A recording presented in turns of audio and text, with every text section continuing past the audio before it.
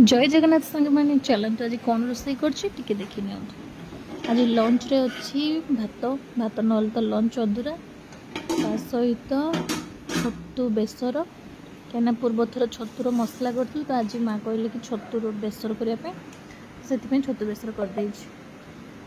Preparation आपको तो देखे पारि ना नेक्स्ट टाइम भी कले मुझे देखी केमी बनाऊँ आज बेसी किसी बनईनी कहीं सबुदिन परिवा खाई आज परिवा खाई इच्छा लानी ता सहित गोटे स्पेशल आंबुलराई आंबुलराई भी सेमती बहुत सिंपल बनैबा एक भी केमती गोटे दिन बनई आपको देखेबी दही चीनी आंबुल नड़िया पकई करछि आ एटा होछि सबुठ फेवरेट जिनस छतु भजा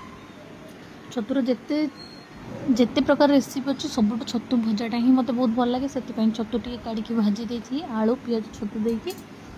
आउ साइड रे थिला आलू कषा आज तो एतिकी ही रोसे बेसी किसी है भात छतु बेसर छतु भजा आंबुलराई आशा कर मो वीडियो आपको भल लगुव लाइक कमेंट करने को बिल्कुल भूलें नेक्स्ट वीडियो देखा आ गोटे नुआ रेसिपी जय जगन्नाथ।